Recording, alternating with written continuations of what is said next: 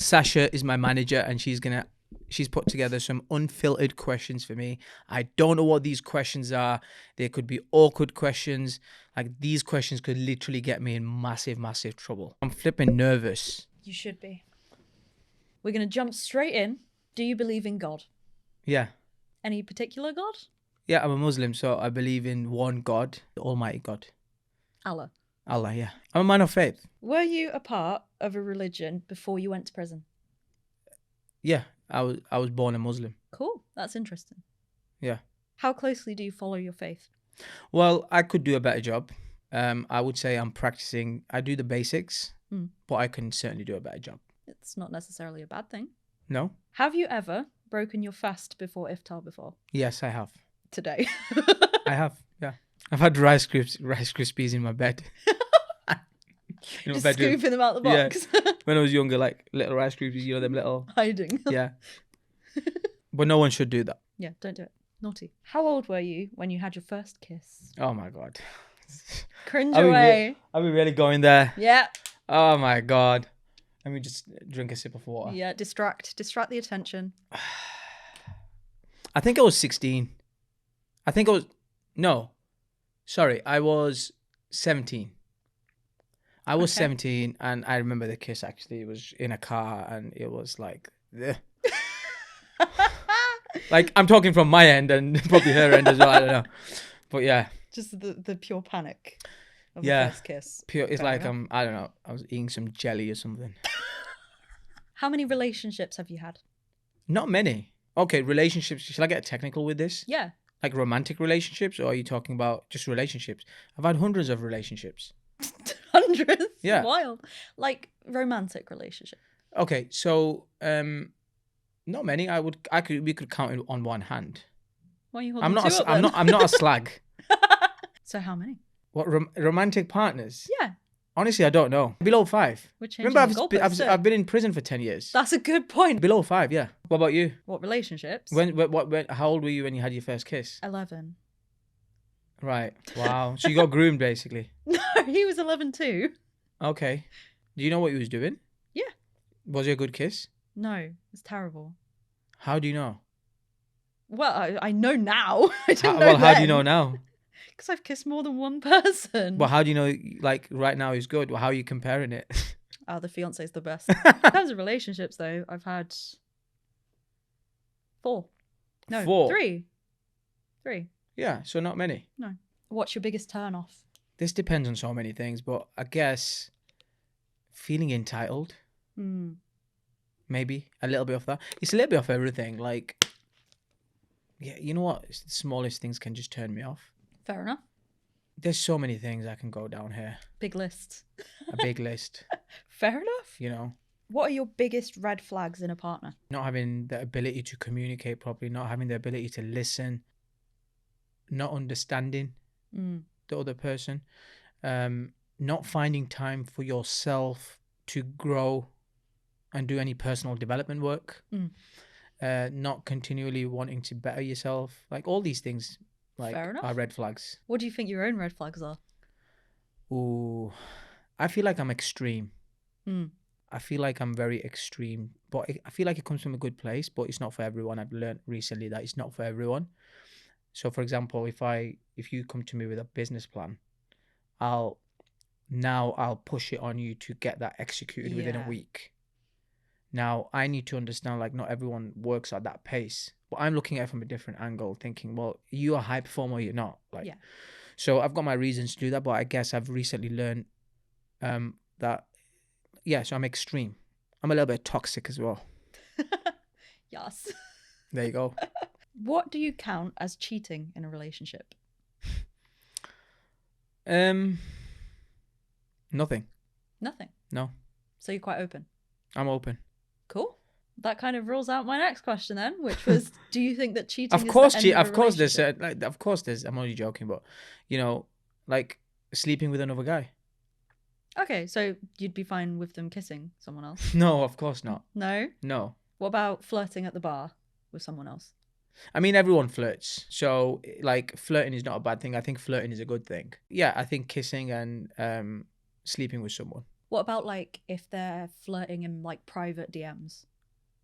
Because that's like a step further than flirting at a bar in public, isn't it? Yeah, it's unacceptable. Fair enough. So do you think like kissing someone is cheating? Depends whether you've spoken openly about it. Okay. Well, with your partner? Yeah. Okay, yeah. There you go. Yeah, it's because some people are like that. Look at Kanye West.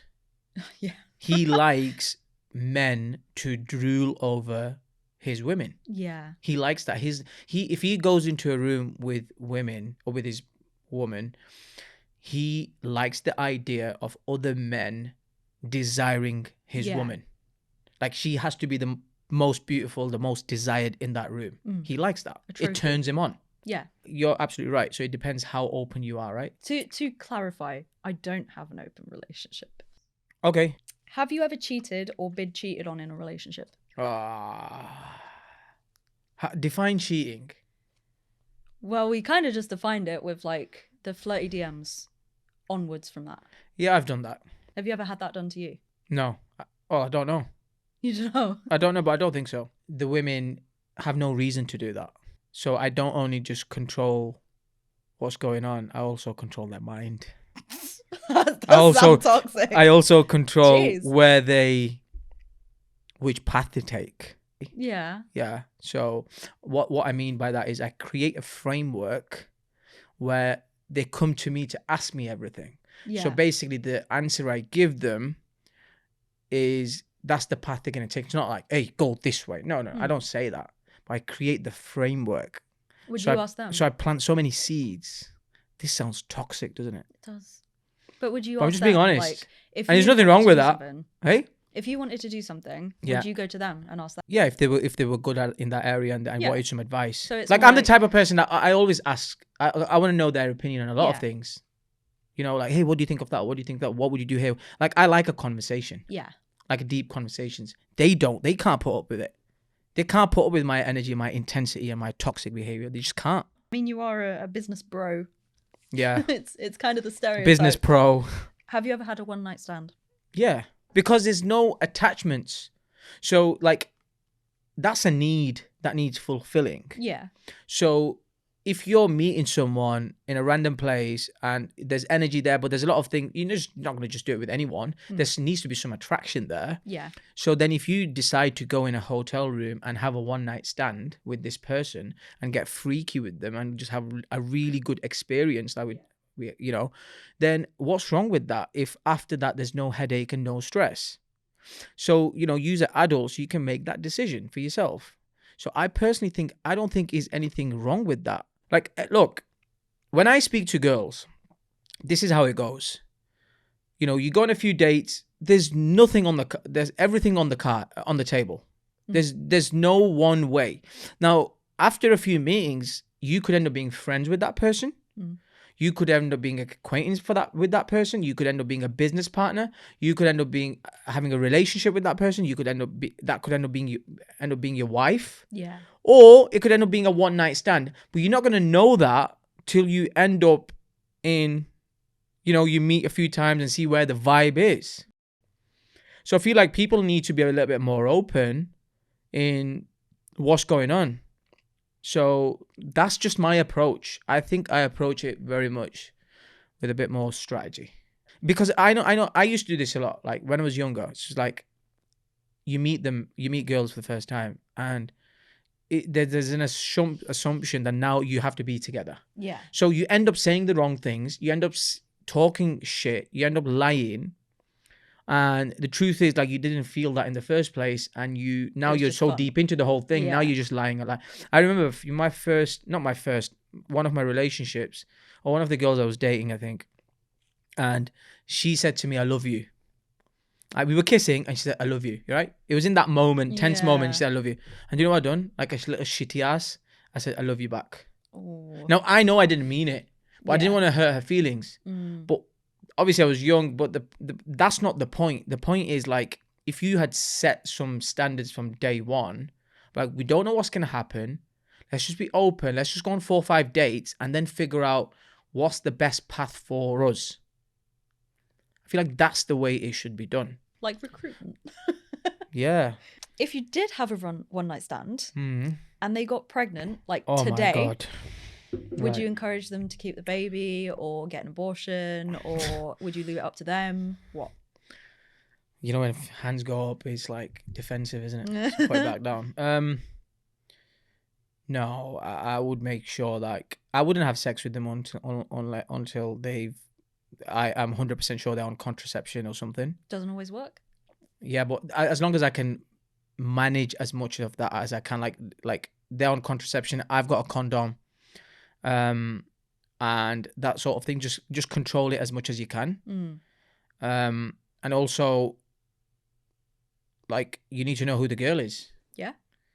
You know, if shit does happen, like, have you got enough willpower? Have you got enough control over the situation where you can literally call and sit her down and say, we're not having that. You're going in and getting that abortion, or we'll have a baby. Like, whatever it is, wherever you are in life. I guess for a guy, it depends where he is in life. Yeah. So for me, if I was ready to have a kid, then it's fine. But if Are you right now though? No. So no. No. So it would literally be like, you know, you're gonna go and get this abortion because What I if she don't didn't want to want be a to? bad father. If she says no, Yeah. If she's like, no, I want to keep it. take her to a one-way flight to Afghanistan. She's like, okay, well, I don't want anything from you. You don't have to have anything to do with it. I don't want any support. I don't want anything like that. Yeah. But I want to keep the baby. I said, what the fuck are you talking about? Like, but this is where you have to have them conversations beforehand. Yeah. Like, I wouldn't get into that situation if I knew like I had this whole situation under control in the first place. Yeah. If you had a partner and they came up to you and they said, right, Ibby, I want to start an OnlyFans. Yeah. What would you say? I'd be like, cool. Fair enough. That's fine. I'll help her set the business up. I'll help market it. And obviously I'll charge a fee for it. Have you ever felt like you've been a victim of racism?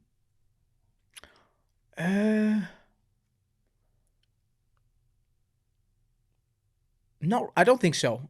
I have felt going into certain places like they're looking at me like people have been looked at me like oh, you look different, and they made me feel that way. Yeah. But I feel like honestly, this is how I see it, right? If someone went to an Asian country and a black person walked in or a white person walked in, they would do the same. Yeah. And you don't know what their intentions are. It could be like, oh, like, but I think that this is where education comes in. You have to do it in a subtle way. Like if you walked in and I think, oh, you look very different, like to everyone in here, like it's what I can be like, or I can be like just when I'm just like putting my jacket on and just have a look like that. Like it's ways to do it. Like I don't really care, but yeah, it's happened. But I wouldn't say that's racism. I don't really like that word racism because that racism exists in every culture. There's Asian people being racist to Asian people. There's black people being racist to black people. There's white racism with other whites. So I don't believe in that word. That's a stupid word. All right. Did you follow the lockdown rules during COVID? No. No? No. Why not? I make rules. I don't follow rules. You know, I like freedom, and like I wasn't going to follow no rules. Like I just don't believe in it. It's not something I believe in. I mean, yeah, my business was open as well. So I was just going to do my business stuff, and yeah, I don't follow rules. I make rules. Was it hard for you to run a restaurant during COVID? No, we adapted to takeaway. We adapted to people wanting to come out. We were more busier than ever. You know, people had nothing to do but had money with furlough and everything else, and they were just coming and spending it. So for me, it was great. Okay, bit deep now. We're getting deep. Right. When was the last time you cried? Oh, a few days ago. Over what? A week ago, I would say. What was it? It was I find them moments where families get together, you know, like Holly Willoughby used to do surprise. Yeah. And you know them people when they come from the airport and then they see someone after 10 or 15 years. Yeah. Like them sort of things gets me emotional. When Donald Trump the fight thing happened, you know, when he lost his ear and the way he come back from that, I felt like that was like he was getting criticized for everything, and that was a little bit emotional. But then it was like it's so many more things. It's just so many more things that happen. Like I just get carried away when I see kids in Africa and, you know, poor countries around the world, and I see like the walking, that makes me emotional. When I see someone achieve something great, Like let's say you've achieved something, like you've just got Won your an Oscar. certificate or Woo. or certificate or whatever. Like that will make me emotional out of happiness. Yeah. So my emotions are not always through bad emotions. They also, it depends, but they're emotions. So yeah, I feel like I do shed a tear in a lot of things. What was the lowest moment of your life? Lowest moment? I mean, I've had some dark days in business. My mum passing away was a dark moment, and then my little brother passing away was a little bit of a sad, a dark moment. Yeah, I've had lots over time, but I guess I would have to say them. Yeah, apart from that, maybe I have one yet to come. Maybe. You know, Let's hope not. sitting down with you. Oh yeah, that's fair. I would cry too. What is your ultimate goal in life? If you could achieve like one massive thing. Yeah, I think it's just I'm chasing like freedom. Yeah, I'm just chasing like in every area. Yeah. Like freedom to speak when I want, freedom to go where I want, freedom to wear what I want, freedom to eat what I want, freedom to reply when I want, freedom to answer calls when I want, freedom to spend money when I want. Everything, like The every dream. area of my life, like the freedom is the goal. Yeah. That probably that's what it is, you know. Cool. What's your biggest fear? Define the word fear. Something that you can't bear thinking about happening. I don't know what that means. Like, I don't know, a lot of people's is like being irrelevant and not being remembered. Yeah, I mean, let me just tell you how I define the word fear. So fear to me means like a crocodile is here or a lion is here, is about to bite my leg off. For me, that's fear. Yeah. Like you are in immediate danger. I feel like a lot of people mix the word fear with anxiety. Yeah. And I do really understand fear, so I have no fear. Anxiety, I do have. Yeah. Because that's like comes from, you know, procrastinating and not taking action and just making up a story in my head about something, about a future outcome which isn't happening. But fear, I don't have any, because I understand how I define that word is, you know, if there's no crocodile here or, you know, lion here that's gonna take us out, it's no fear. So there's the answer. But what's your biggest anxiety then? I don't have a big anxiety. I just have anxiety every day. General. I feel. Yeah, in general, it's just like when I'm overthinking something or when I'm self-doubting or when I'm double questioning something, anxiety does kick in at that point. But then I also know very quickly how to snap out of it. So I can't think of a specific example because because it's probably not something I think about or like think of it like that. How do you think that losing people that you're close to has impacted you? I think I wish my mum was here. Honestly, so many ways I wish my mum was here. I wish my little brother was here. Yeah. Like I felt like they just went too soon. So I 100% think it's affected me in some way in what I do every day and, you know, how I make my decisions and, you know, just life in general. So I think in every single thing I do, or in most things I do, I think about, I wish if they was here, what would I do? Like, yeah, like all the time. So yeah, I guess that's to answer your question. I like this one. Yeah. I'm just let me just ask you a question. So you've lost my granddad. Your granddad. Is that the closest person you lost? Yeah. So like, do you think of him all the time? Yeah. All the time. Because he was always like my number one champion. Like if I wanted to do something, he would be like, let's do it. Let's go. You got this. Yep. And he's not here to do that anymore. So I kind of have to do that for myself. Would you ever murder someone if you knew 100% you would get away with it? No. I don't think I'm like that. I feel like I have the potential to do it, if that makes sense. Got it. Rather than like I actively want to. Well, I don't. don't. You know what I mean? I think I'm very capable of violence. Yeah. I think everyone's capable of a certain level of violence anyway. If a girl done me wrong or like really wrong, like to extreme, like if she's like really cheated on me or like done it with my best friend or you know something like really bad, I wouldn't hurt her at all. You know, I'm not like that. That's all. But I would just love to shave her hair off. The psychological trauma then. Yeah, I see. Do you see yourself getting married and having children in the future? In the future, maybe, but I see myself having kids with a lot of women. Oh. Yeah, I want a lot. Because I'm like 36 now. How's it think though? Yeah, I'm 36 now and I've not got any kids. So my plan is to get to 42 or 43. Right? It's because I'm working. You know, I've spent 10 years in prison. I'm behind. Like, you have the luxury of doing that as a man anyway. So my plan is to then follow Elon Musk's route. So he's got kids with multiple women. So what I'm going to do is, the 1 year I decide to have kids, I'm just going to go and have kids with like 10 women on that same year. Okay. So I'm doing the maths. So then it's going to take them 9 months to get pregnant. So let's just say from 42, instead of having one kid with one woman for 1 year, and it's going to take a long time to have a lot of kids. Yeah. So if I find 10 women, which is, you know, very easy to do, and then be like, okay, I'm going to have a kid with all of you this month, like January. And then by December, they'll all be... all the birthdays line up. Yeah, birthday line up. And then like, I've got like 10 kids in 1 year. Yeah. So I'm maximizing my return on my sperm and also my time. And then by the time I'm like 60, I've got like 10 kids, all 20 years old. How are you going to give the adequate amount of attention to all 10 kids though? Obviously, I'll have the right support system, nannies, and, you know, the right people around to make sure that happens. Do you think you're a judgmental person? To a point, yeah. Would you ever invest in a friend's business venture? No, I would invest in anyone's as long as it made sense. Is there anything you feel insecure about? Yeah. What? I feel like my nose is big, my ears are big. They need patching a bit. Patching.